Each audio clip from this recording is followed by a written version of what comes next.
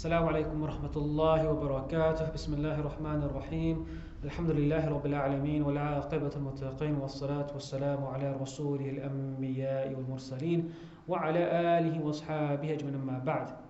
So Imam Haddad comes on to the next chapter, with chapter 11, in regards to doctrine, beliefs, what we sometimes call aqaid. Okay, so he says, you must correct and protect your beliefs and conform to the pattern of the party of salvation, who are those known from among the other Islamic factions as the people of the Sunnah and Jama'ah. So many people may be familiar with the term Ahl Sunnah wal Jama'ah. That's what he's referring to. That making sure that our beliefs are according to the Ahl Sunnah wal Jama'ah. Now, what are those beliefs and so forth? You'll find many books in that regards, and classes as well. We're not necessarily going to go into those beliefs per se, but he's going to mention a few things. There are those who firmly adhere to the way of the Messenger of Allah sallallahu alaihi wasallam and his companions. This is vital, that we follow the Sahaba as well. We respect and we love the Sahaba and the Ahlul Bayt, the family of the Prophet sallallahu alaihi wasallam. He continues to say, if you look with a sound understanding into those passages relating to the sciences of faith in the book, the Sunnah, and the sayings of the virtuous predecessors, whether they be companions or followers, you will know for certain that the truth is with the party called the Ash'ari, named after Sheikh Abul Hassan al-Ash'ari, may God have mercy on him, who systemized the foundations of the creed of the people of the truth, and recorded its earliest version, though these being the beliefs which the companions and the best among the followers agreed upon. There's something I want to point out here. So he says that the Ash'ari school of thought is the Ahl Sunnah wal Jama'ah. Now the truth is, I don't really want to get into the nitty gritty of things, but in a more generally speaking, Ahl Sunnah wal Jama'ah is what you want to adhere to.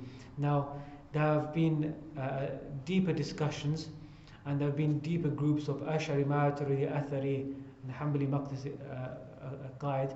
Truth be told, no one really needs to get into all of this. As just affirm to the Aqeedah of Ahl Sunnah wal Jama'ah, there's no need to go into any theological and polemical issues, nothing of a deep nature. And anything that's taught to us inside the Quran, we believe it. Anything that's taught to us in the Hadith of the Prophet ﷺ in regards to Allah, our beliefs of the unseen and so forth, we believe into it. There's no need to go into any deep debates into it all. But I'm going to go through the book. The things I did debate to myself as to whether I should read it or not, certain parts, but I don't want to misconstrue the words of Imam Haddad, so I'm going to still go through it anyway.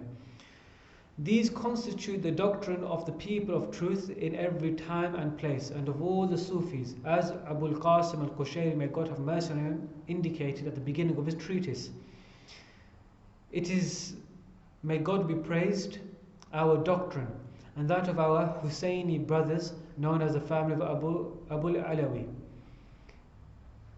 and of our predecessors from the time of the Messenger of God, may blessings and peace be upon him, down to the present day. See, something that's you should know is that Imam Abdullah ibn Alawi al-Haddad is actually from the lineage of the Prophet ﷺ, from Imam Hussein, if I remember correctly. His lineage goes through that. So the Alawi family, they're actually related to the Prophet ﷺ, and it's during the lineage, some of the family members, they actually moved to Yemen and settled there. So that's what he means by our Husseini brothers. He's referring to his lineage. When the Imam, the emigrant to God, the ancestor of the said Sayyid, he is a Sayyid, he's someone that's from the lineage of the Prophet ﷺ, my Lord Ahmad ibn Isa ibn Muhammad ibn Ali ibn Ja'far al-Sadiq, may God be pleased with them all, say how innovations had appeared, passions multiplied, and opinions diverged in Iraq. He emigrated from it and travelled the earth until he reached the lands of Hadramaut, where he stayed until his death. And God blessed his descendants, a great many of whom became renowned for their knowledge, worship, sainthood, and gnosis, Through the barakah of this trustworthy Imam who fled from sedition to protect his religion, they remained safe from the innovations and the following of misguiding passions into which certain other factions of the prophetic house fell. May God reward him on our behalf with the best reward He has ever granted a father on behalf of his children. May He raise his degree along with his noble forefathers in the highest heaven and give us to join them in goodness and safety, having neither changed our religion nor fallen into temptation. He is the most merciful. The Maturidis are the same as the Ash'aris in the above regard. They're saying the Maturidis and Ash'aris are another more deeper group. When you go into Ahlul Sunnah wal Jama'ah, some other factions of Maturidi Ash'aris, again, it's not really a topic that I want to get into, just sort of ignore it. Just the main takeaway being that Ahlul Sunnah wal Jama'ah is the main thing. That's what I want to follow and stick to. Each believer must protect his faith by learning the creed of one of the Imams who are incontestably worthy of respect and well grounded in knowledge, and I can see none clearer, more comprehensive and free from suspect and misleading things than that of Imam Ghazali. May God be pleased with him. This is to be found in the first chapter of the volume on the foundations of beliefs in the Ihya. So one of his works, Imam Ghazali's works, his main work rather, is Ihya Ulumuddin, the revival of religious sciences. So he's referring to that. Should you wish for more, then look into the Jerusalem Epistle, was also known as the Ar-Risala Qudsiyya, in the third chapter of the same book. Do not delve too deeply into theology. So he says himself, don't delve into it so deeply. Do not delve too deeply into theology, and do not discuss it much with the aim of truly acquiring knowledge, ma'rifah, for it cannot be obtained through that science. So what he's saying is, look, if there's no harm, and this is what I would say, there's no harm in studying theology to a deep level.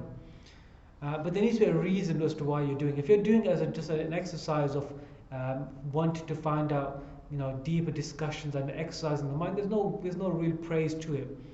And if you're doing it to come close to Allah, well, the topic of Aqidah goes only so far. It helps, yes, without doubt, and a person needs to have the correct beliefs, no doubt about that, no one argues that. But if you really want to come close to Allah, Imam Haddad is saying that the topic of studying theology only goes so far. So sometimes dwelling so deeply with the hope of coming close to Allah is not really beneficial nor efficient. If you want to acquire truly this knowledge, of coming close to Allah, you must travel its path, which is to adhere to taqwa, outwardly and inwardly, meditate on the verses and hadiths, reflect on the realm of the heaven and the earth with the aim of drawing a lesson, refine the soul's attributes, reduce its densities through discipline, polish the mirror of the heart by continuous remembrance, meaning dhikr, and reflection, and by shunning everything that might distract you from devoting yourself entirely to this affair. This is the way to attain, and if you tread it, you will, by God's will, find what you are seeking. So he's talking about the path of getting close to Allah. And in that paragraph, he's really summarized the gist of it, how one comes close to Allah subhanahu wa ta'ala. Sufis have struggled against their souls, disciplined them and weaned them off their habits and familiar things, because they knew that on this depends the fullness of gnosis, getting to actually know Allah. Because and on the fullness of gnosis depends the realization of the station of servitude or Buddhiyya, which is the aim of Gnostics and the hope of those who realize. May God be pleased with them all. So let me summarize this lesson. The topic of doctrine and Aqidah is very important. There's no one that would ever argue that, and we need to know what are the correct beliefs. Hence why we make dua, Allah show us the straight path, Ihdina as-sirat al-mustaqim, show us the straight path. In Surah Fatiha, we make that dua for that very reason, that Allah keep us on the straight path, show us the straight path. Now, on that topic, there's no need to necessarily to study this topic of Aqidah with a very close eye into its very depth, unless someone's doing it with a very specific purpose. If you haven't really thought about it, think about it as to why am I studying the topic of Aqidah into its depth and understand the difference of opinions and so forth, and then what happened with its history. If you're doing it with a specific intention, then fantastic, great, continue. If you're doing it with the intention of coming close to Allah, that I think I will become from amongst the people who will enjoy close proximity to Allah through this studying, through this knowledge, that's not really the most efficient way of doing things. And that's the summary of it, of this chapter. Do know and do adhere to this, the ways and the teachings of the Ahlul Sunnah wal Jama'ah. And there are different books and there are different courses that a person can adhere to, can go on to. But basically, those things that are taught inside the Quran and Sunnah, we just accept that. خير لي ابتداء جزاكم الله خير.